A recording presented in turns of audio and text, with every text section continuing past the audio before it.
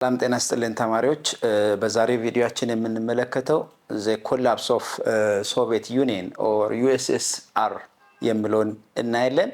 ከዚህ ቀደም the creation of Israel in Middle East in the time of Cold War የሚሉ ሐሳቦችን ተመልክተናል።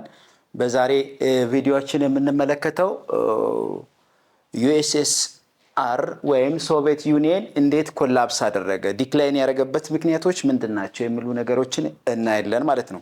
So by the end of this lesson students will be able to explain about the causes of the collapse of USSR አንዱ የምንመለከተው ፓርት ነው። በዚህ ሁለተኛ the process of the collapse የኮላፕስ ያደረገበትን ፕሮሰሶችን ዲስክራይብ እናደርጋለን።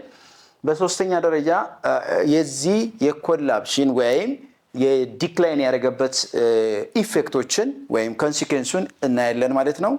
ፋይናሊ the end of cold war in the middle east የሚለውን ነገሮችን እንመለከታለን ማለት ነው። ኦኬ collapse of Soviet Union ማለት ምን ማለት ነው? the collapse of Soviet Union እንግዲህ ከዚህ ቀደም በኮልድ ዋር ጊዜ ላይ ዓለም ላይ የተፈጠሩ ሁለት ኃያል ሀገራት አሉ። አንዱ ዩኤስኤ ነው፣ ሁለተኛ ዩኤስኤስአር ነው ኦር ሶቪየት ዩኒየን ዛሬ ሩሲያ ብለን የምንጠራው ሀገር ማለት ነው። ስለዚህ የድሮ የሶቪየት ህብረት በመባል ይታወቃል በአማርኛ። ስለዚህ እንዴት አድርጎ ነው ኮላፕስ ያደረገው? ምንድነው ኮላፕስ እንዲያደርግ ምክንያቶቹ? the collapse of the Soviet Union refers to the disintegration of USSR in 1991 1993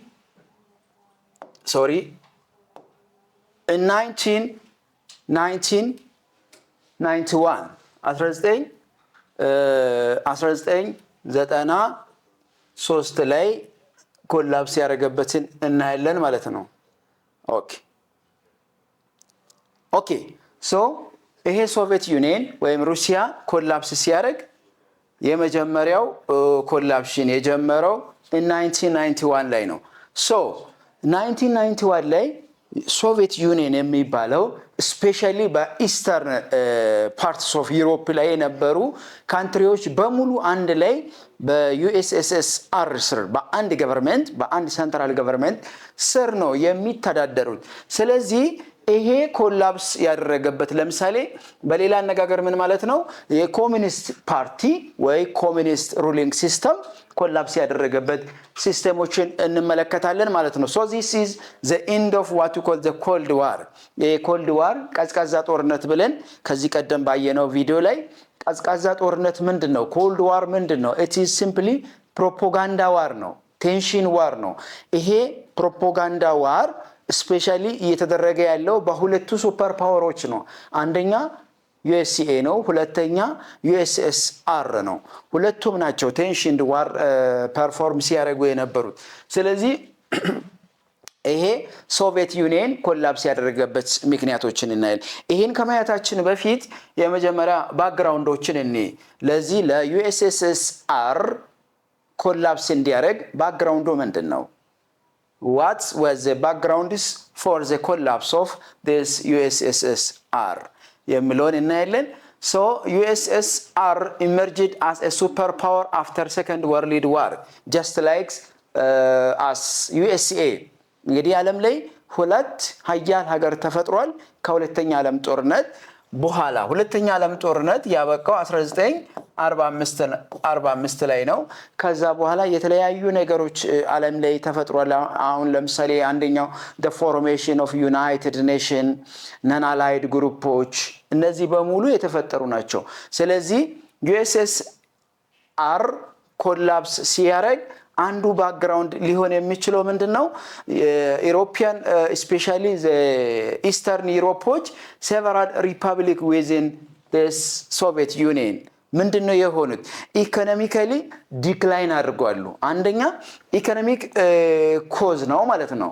USSR ኮላፕስ እንዲያደርግ አንደኛው ኢኮኖሚ ዲክላይን ማድረግ አንዱ ምክንያት ነው።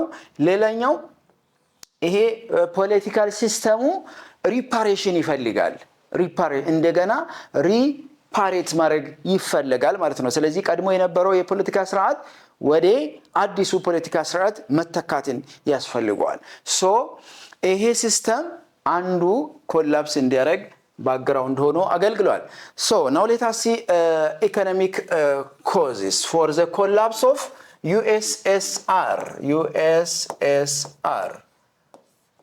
ዩኤስኤስአር ኮላፕስ እንዲያደርግ ኢኮኖሚካሊ ምን አይነት ችግሮች ናቸው ኮዞች ናቸው የነበሩ? አንደኛ the first point inefficient የሆነ centralized የሆነ planned የሆነ ኢኮኖሚ ሲስተም መኖሩ።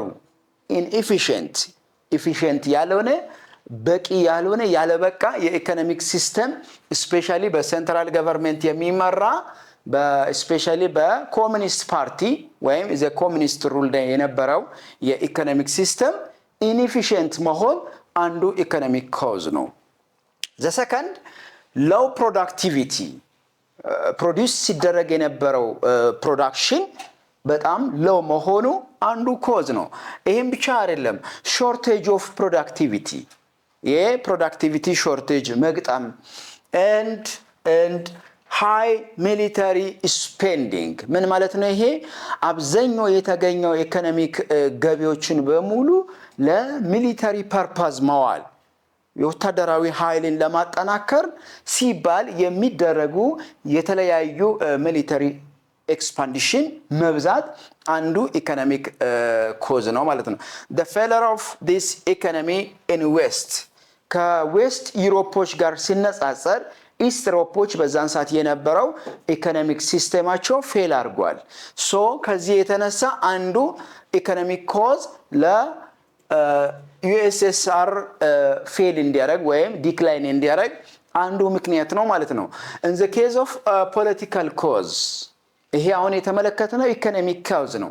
ፖለቲካል ኮዝ ደግሞ ምን ይመስላል? so lack of political freedom during in the time of USSR or በኮሙኒስት ፓርቲ ላይ ወይም በኮሙኒስት ሩል ላይ ምንም የፖለቲካ ነፃነት ለማህበረሰቡ አይሰጥም። ሶ የፖለቲካ ነፃነት አለመኖር ማህበረሰቡ ይሄን ሲስተም እንዳይወዱ እንዳይፈልጉ አድርጓል ማለት ነው። ሶ አንዱ የፖለቲካ ኮዝ ነው። ሁለተኛ separation of the opposition ኦፖዚሽኖች ከተለያዩ ስቴቶች ፒቲ ስቴቶች ኦፖዚሽን መምጣት መንግስትን የሚቃወም ሲስተሞች መፈጠር ፖለቲካሊ መንግስት የሚያረጋቸውን ሴንትራላይዝድ የሆነ ገቨርንመንት የሚያረጋቸው ነገሮችን መቃወማቸው አንዱ ለዚህ ኮላፕስ አንዱ ምክንያት ነው ማለት ነው። the loss of public confidence የዛን ሰዓት የነበረው ገቨርንመንት ማህበረሰብ ላይ አመኔታ አለመኖር ማህበረሰቡ መንግስትን አምኖ አንድን ነገር ያለመረግ ስለዚህ መንግስት ፐብሊክ ኮንፊደንስ ያጣለ ማለት ነው በዛን ሰዓት። ሶ በኮሙኒስት ፓርቲ ላይ የነበረው አመኔታ ዝቅተኛ መሆን አንዱ ፖለቲካል ኮዝ ነው ማለት ነው። and the last one not the least the weak leadership before reform ከመደረጉ በፊት የነበረው ኮሙኒስት ፓርቲ ምንድነው ዊክ የሆነ ሊደርሺፕ ስታይል መኖሩ የተለያዩ ስታይል ሊደርሺፕ ስታይሎች አሉ ከዛ ውስጥ በጣም ዊክ የሆነ ሊደርሺፕ ስታይል መኖሩ አንዱ እንደ ፖለቲካል ኮዝ ይጠቅመናል ማለት ነው። ሶ ሌላ አንድ በጣም ሪፎርሜሽን ኮሙኒስት ፓርቲ እንዲወድቅ በዛን ሰዓት ዩኤስኤስአር ሲስተም እንዲፈርስ ከፍተኛ ሚና የተጫወተ አንድ ሰው አለ the role of ሚካኤል ገርባቾ የሚባል አንድ በኢስተርን ዩሮፕ ላይ የሚገኝ ነው። ስለዚህ አዲስ ሲስተም ኢንትሮዲዩስ ያደርጋል። he introduce what we call openness everything should be open ከዛ በፊት በኮሙኒስት ፓርቲ ላይ የነበረው ፖለቲካል ሲስተም አይዘር ፖለቲካል ኢኮኖሚክ and ሶሻል አስፔክቶች በሙሉ ሂደን ናቸው ሴንትራል ገቨርንመንት ብቻ ነው ፐርፎርም የሚያደርገው። ስለዚህ ማህበረሰቡ ዳይሬክት እንዲያደርጉ ነው ከታች ወደ ላይ የሚያወርደው። ስለዚህ ይሄ ሲስተም ኦፖዝ በማድረግ የመጀመሪያ ሪፎርመር ሚካኤል ገርባቾ ነው። ሚካኤል ገርባቾ የሱ ፖሊሲ ምንድነው? ኦፕኔስ ነው።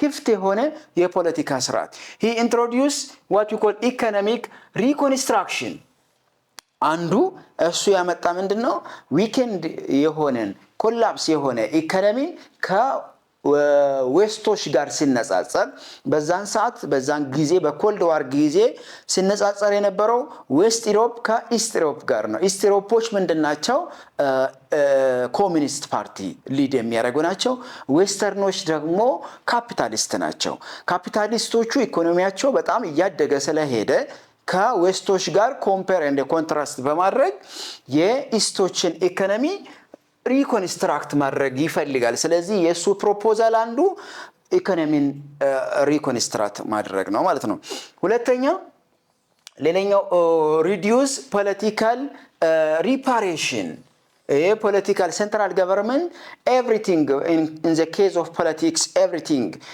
control አድርጎ የነበረውን power decentralized ማድረግ ነው የሚፈልገው ሚካኤል ገረባቸው አንዱ ሪፎርመር ነው የኮሚኒስት ፓርቲን ኦፖዝ በማድረግ የተነሳሰው ነው ስለዚህ ይሄ ምንድነው የሚያደርገው ዲሴንትራላይዝድ የሆነ ፖለቲካል ሲስተም መፈጠር ነው የሚፈልገው ምክንያቱም ስልጣንን አከፋፍሎ ለተለያዩ ፓርቲዎች ለተለያዩ ግለሰቦች መስጣትን ይፈልጋል ማለት ነው and another point the reformation this reform weakened central control እና የሚካኤል ገረባቸው ሲስተም ምንን ዊኬንድ ያደርጋል የኮሚኒስት ፓርቲ ሩሊንግ ሲስተምን ዊኬንድ ያደረገ ይሄዳል ማለት ነው okay another point nationalism and internal power struggle አንዱ ናሽናሊዝም ራሱ ናሽናሊዝም እና ኢንተርናል ፕሬዠር ምንድናቸው ለሶቪየት ዩኒየን ወይ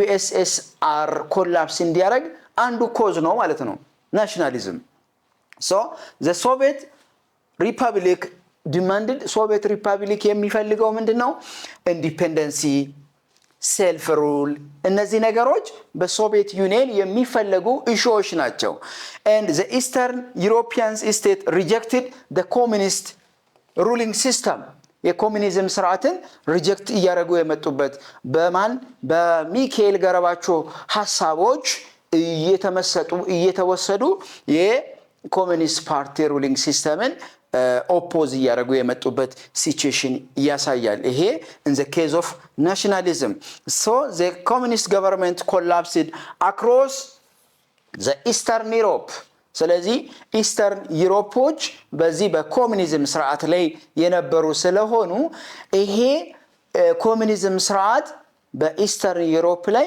ኮላፕስ ያደረገ የመጣበትን ሁኔታ እናያለን not only that internal pressure ማህበረሰቡ ኮሙኒዝምን አለመቀበል ራሱ አንዱ ኮዝ ነው ማለት ነው ለኮላፕስ of this okay the collapse of 1991 the USSR የሶቪየት ዩኒየን ኮላፕሱ ኦፊሻሊ የጀመረው 1991 ላይ ነው ወይም የሶቪየት ዩኒየን ወይ የሶቪየት ህብረት ብለን በአማርኛ የምንጠራው የሶቪየት ህብረት ኮላፕስ ማድረግ ወይም ዲክላይን ማድረግ የጀመረበት 1991 ላይ ነው ማለት ነው እንዴት ነው የጀመረው ኢኮኖሚክ ኮዞች አሉ ፖለቲካል ኮዝ አለ እንዲሁም ደግሞ ናሽናሊዝም እና ኢንተርናል ፕሬዠሮች እነዚህ ለኮላፕሽን ወይም ለዲክላይን ኦፍ USSR in 1991 ላይ አንዱ ፋውንዴሽን ሆኖ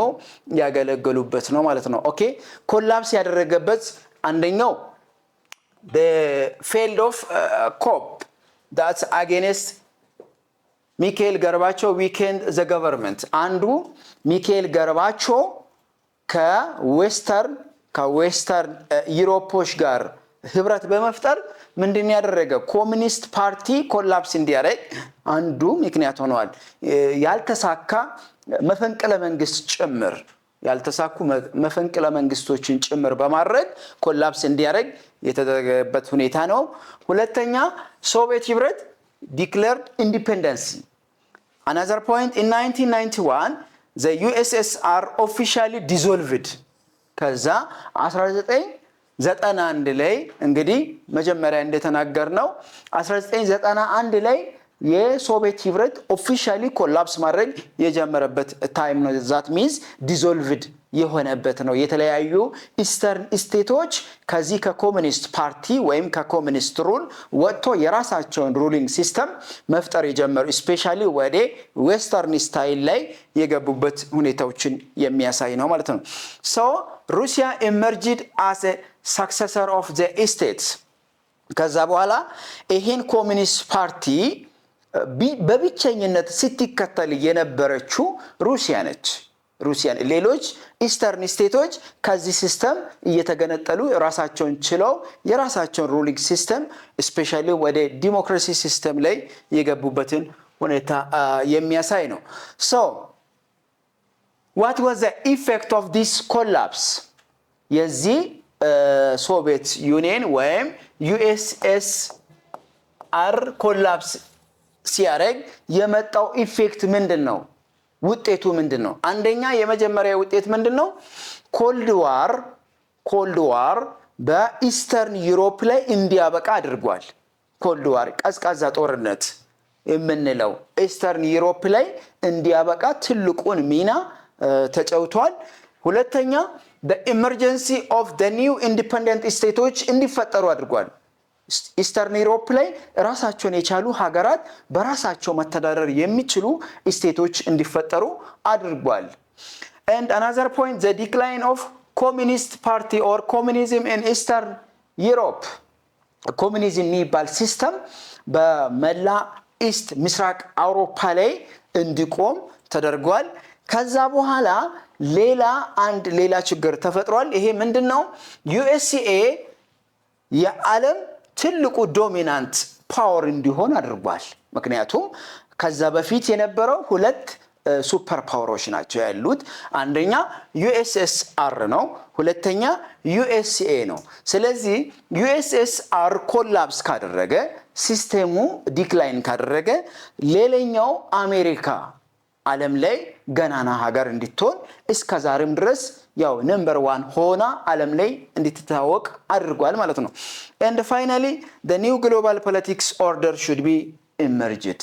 ስለዚህ ይሄ ኒው ግሎባል ኦርደር ኢመርጅድ እንዲሆን ተደርጓል። ይሄ በምስሉ የምንመለከተው በቀይ ከለር የተሳለው ምንድነው? በኮሙኒስት ፓርቲ የሚመሩ ኤሪያዎች ናቸው። ኢስተርን ዩሮፕ ላይ ያሉ በኮሙኒስት ሲስተም የሚመሩ ስፔሻሊ ዩኤስኤስአር ናቸው። እነዚህ የተቀሩት ደግሞ ምዕራብ ዩሮፖች ናቸው፣ በካፒታሊስት ስርዓት ላይ ያሉ ናቸው ማለት ነው። ይሄ the fall of Berlin Wall የበርሊን ዋል እንዴት ፌል እንዳደረገ የሚያሳይ ነው። ይሄ በምስሉ የምንመለከተው ሰውዬ ሚካኤል ገርባቾ ይባላል።